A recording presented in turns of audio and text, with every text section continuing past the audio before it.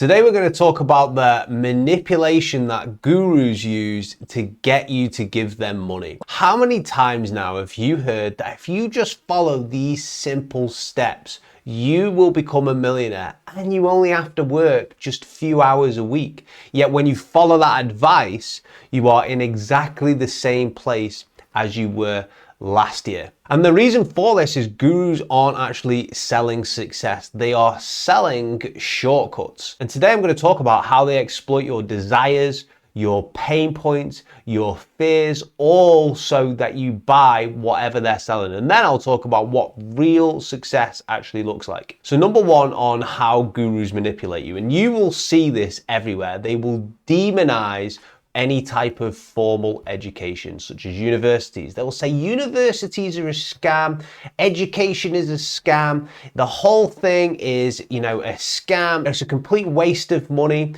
Yet when you look deeper on their behavior and how they act in the world, you will start to see gaping flaws in their own logic. Here's a clip of Tai Lopez calling universities a scam. You were talking about college being a scam. Do you still think college is a scam? Well, it has some characteristics of a scam. I'll give you an example. The U.S. government is making hundreds of billions.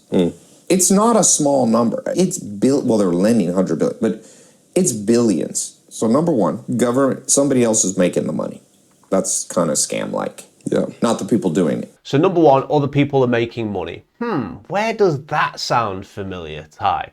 Well, it does sound familiar to when you told investors that they could make significant returns, and then when they invested with you, you disappeared with their money, allegedly. Here's a clip of a man named Scott talking about that. Important to keep in mind that these are just allegations and no one has been charged with anything. But after talking to a half dozen investors who all feel Tai scammed them, and the story now being talked about in major news media, I felt it was time to finally reveal what I've learned. In December of 2022, I was approached by an investor in Tai's business who gave me access to a WhatsApp group composed of over 50 investors of Tai's company who all feel scammed and are currently in negotiations to try and recover what's left of their nearly $120 million investment. Tai and the company's co-founders have been ignoring these investors for months, and their company is now on the brink of bankruptcy. The situation has gotten so bad that many of these investors now feel a lawsuit is the only answer they have left to get back the remainder of their money. So the title of that video is $240 million fraud. Now, I don't know 100% how true that is, but you can kind of see the hypocrisy there. Let's see what else Tai says about college education. Number two, you can get rid of almost any debt in America if you get in trouble by going bankrupt. Not allowed to go bankrupt to get rid of your college debt. Number three, there's no refund policy. People are like, oh, Tai, are your programs a scam? I'm like, well, I offer a refund. How much can a scam be? Yeah. So Tai says universities don't offer refunds, but he does. Let's have a look at some Discord members of his NFT and crypto projects and see what they say. Monkey Mark says, we'll never get our money back unless someone presses charges against Tai himself. Ryan says, I won't hold my breath on getting my money back. I hope something will be done though. I pitched the idea to move my crypto within space trade into Rev to get 20% return on Tai's events to Alex. Alex, who's Tai's business partner, said, we'll get that taken care of. Then walked away, no response on WhatsApp ever. What a guy. Another commenter says, so we're not getting our stolen money back from Tai. It's very easy to have opinions on formal education and what you should be doing with your life, but just make sure the people who you follow are actually consistent with that belief and hold a high standard themselves. I think from a psychological perspective, there is points of why you shouldn't do formal education, but a lot of gurus degrade formal education because educated critical thinkers immune to their schemes and whatever they're selling. Also, if your money is concentrated on spending it on a university, then you probably won't spend it on them because you're already learning. Think about it. Number two, this is another way that gurus will manipulate you. They overpromise and say the things that you will get via their promises won't require much effort. They will say to you that you can become a millionaire just by working 1 hour a week. Now, logically sitting here, we all know that that's probably not the case, but when you are completely in a dire situation, when you have listened to someone repeatedly, and when you have started to believe everything that you say, and psychology, by the way, I work in behavioral science and persuasion, psychology, by the way, shows that can happen to pretty much anyone, that scenario right there, then of course you're going to buy into these things because you're looking in a tough world, in a stressful life, you're looking for the only glimmer of hope and the only thing that you can hold on to. And then you've got somebody who's over-promising and saying your whole life was wrong. And actually the easy path is this way. And if you just do this, you can become a millionaire as well. So it deliberately targets desperate people who are desperately wanting to change their life. And I don't care what anyone says. I think we all have a part of our lives where we have been in desperation mode. But here's a completely different take on it. There's all this talk about get rich quick, work hardly, any amount.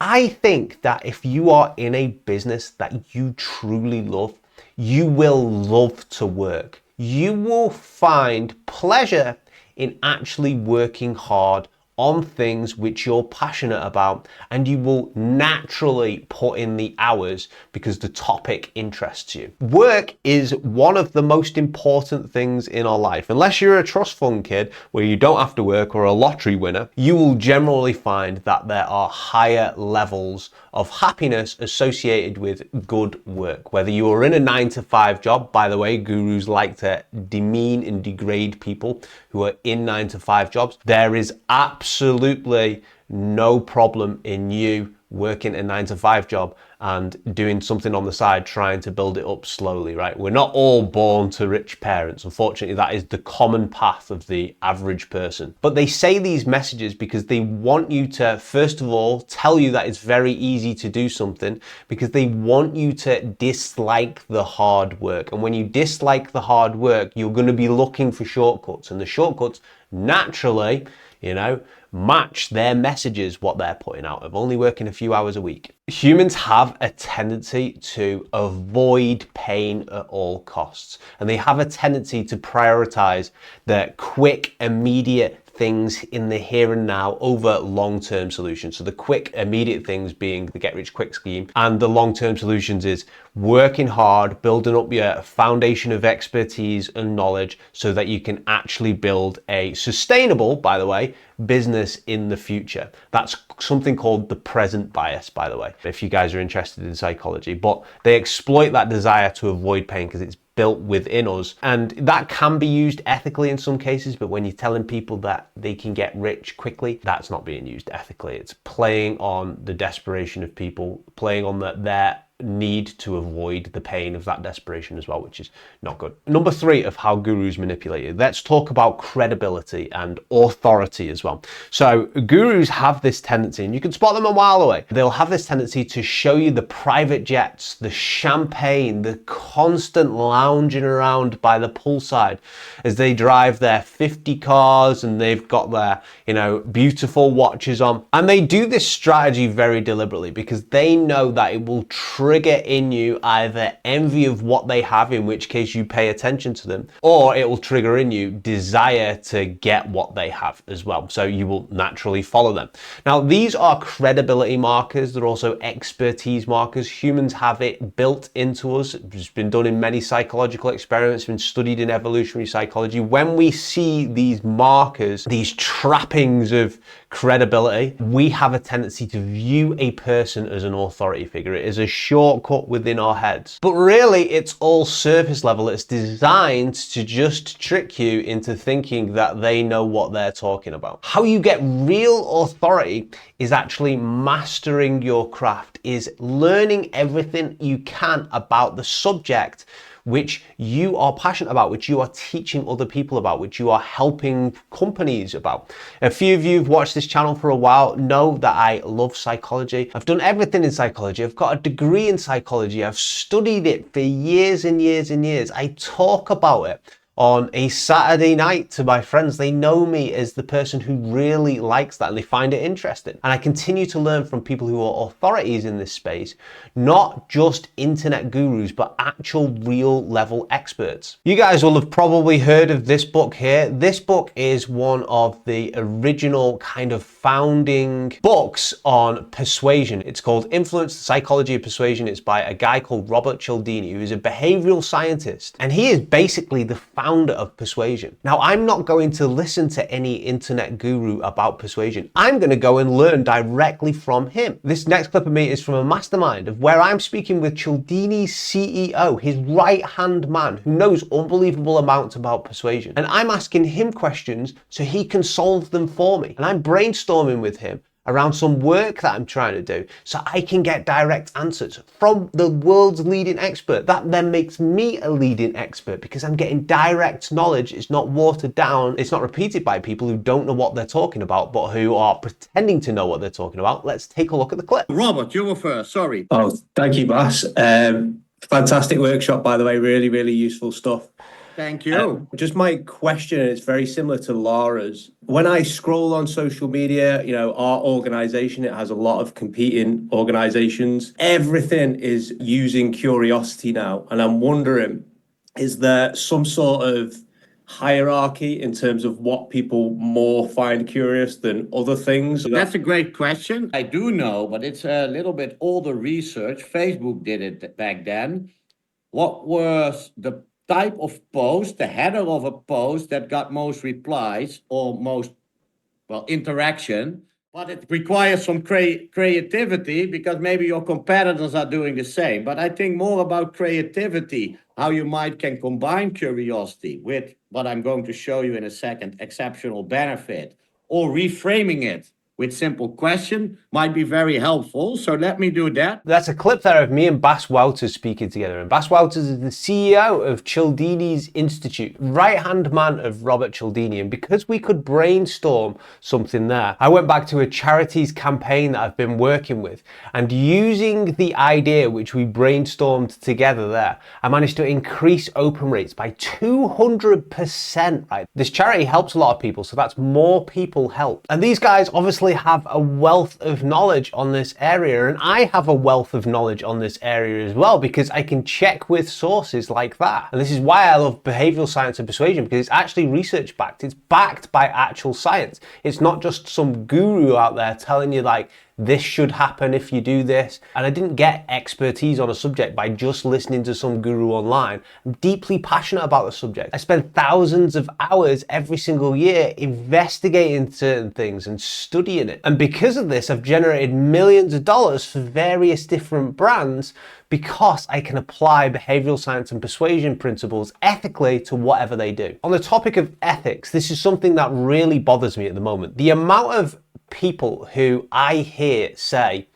oh, blah, blah, blah, influencer, you know, they are an amazing marketer. Yeah, sure, they do some shady stuff, but, you know, they're an amazing marketer. I've never understood that. I've never understood how amazing marketer and shady stuff can go in the same sentence. That's like me saying, hey, you know what? They might commit the odd few crimes, but the mob are absolutely amazing at making money. They're amazing at business. Yeah, of course they are, because they operate outside of the rules and they don't have integrity, and their whole intent is just trying to squeeze as much money out of people as possible. You know, what is an amazing marketer is a person who can ethically get money and build a business, but also can give the other person a real positive experience as well. And it's not all about the person just trying to earn money. That's what makes an amazing marketer. Some of the persuasion insights that I've picked up over the years and some of the knowledge that I know from studying very, very mass influence topics under a microscope and looking at how everyone has ended up influenced in a certain scenario, the things which I could do if my morals were skewed, right? I could create a course which isn't actually a course. I could just put a payment link on my website.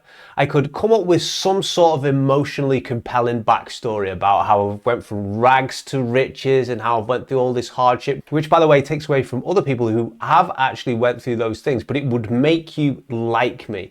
I could then overpromise the world to you. I could say, you know, you're going to be a millionaire so quickly, like really quickly. You're hardly going to have to put in any work either in the next 12 weeks. And you know what? Just so you don't have any risk on your behalf, I'm actually gonna offer a guarantee. And I could do all these other little things as well, which would instantly make you comply to me and make you view me as a massive expert in the arena and then put pressure on you to get you to buy. And I could do all these little things, right? And there would be a huge amount of people out there who would take me up on that. But the problem is the sum of the world would turn around and be like, what an amazing market. And then when I don't offer you any value and you try and take me up on that guarantee that I promised, you'd open it up and you'd realize there's all sorts of these crazy stipulations which you've got to do, which are almost impossible to do for you to actually get your money back. And it'd basically be impossible for you to get your money back. I would have not many repercussions on me. And a lot of people out there, a lot of people who are inexperienced would look at me and be like, you know what an amazing market. But I wouldn't be an amazing marketer. I'd be a complete scumbag if I was to do that, which is why I don't do that. And as cheesy as it sounds, with great power comes great responsibility. And if you get niche knowledge on something, you have to use it carefully. And here's my tips for you overall. If you want to go to university or do some sort of formal education and you're passionate about it and you're sure you want to do it, absolutely go ahead. If you don't want to do it and get straight into the workforce and work on the side on your business, that is entirely your choice. It is your life as well. More power to you. Just be careful of the people who are telling you that it's a scam to do those things when they're actually incentivized to get you to spend your money in other areas. Also understand that this is probably not going to be an easy route. Entrepreneurship is more stressful. You stop working your 9 to 5 and you start working all the time instead. But guess what? If you find something which is actually interesting to you, which you're actually passionate about, you can pass a lot of hours doing the thing which you always wanted to do, which has fulfilled you. And you should lean into hard work when you're doing something you want to do. Nobody wants to do something they don't want to do and only do it for a few hours a week. They want to do something they really want to do and actually do it for a long period of time because it brings them immense pleasure, which is why it's important to do something that you're actually passionate about, in my opinion. There's different arguments on this topic, but that's my opinion on it. Third, look for real expertise. There's a lot of people out there who know that they can do these little triggers to you where if they show up in a private jet with their Lamborghini, if they live in Dubai, I've got nothing against people who live in Dubai, by the way, but you know, they know if they do these certain things, they know that you are going to perceive them as more of a credible authority. But when you actually dig down the levels on a lot of these people, they don't really know much about anything, to be honest with you. They don't really have any real world experience, generally aren't that hard workers. They generally don't make the bankroll that they say they do, but they tell you they make a lot more because they know it's going to act as a credibility trigger. My opinion on credibility is getting really, really good at something and then letting the results do the work. I talked about how, you know, I brainstormed one of the world's biggest authorities in persuasion, and as a result of that, I increased their charities email campaign open rate by 200%, which has never been done before for them. And now I, continue to help them and they can continue to help more people. And now more people from this, you see this persuasion element, more people from that benefit, right? I view that as authority and credibility. It's science-backed stuff. It's not opinion. And that is exactly why I love persuasion. And when the science changes, I will then change my mind. I hope you guys enjoyed this. If you want to see other breakdowns I've done on various different influencers, I'll put a link at the end of the video that you can just click on and you can see a breakdown of another popular influencer, what persuasion techniques they use, what guru techniques they use on you to get you to like them, to get you to buy from them. Take it easy, guys. See you in the next one.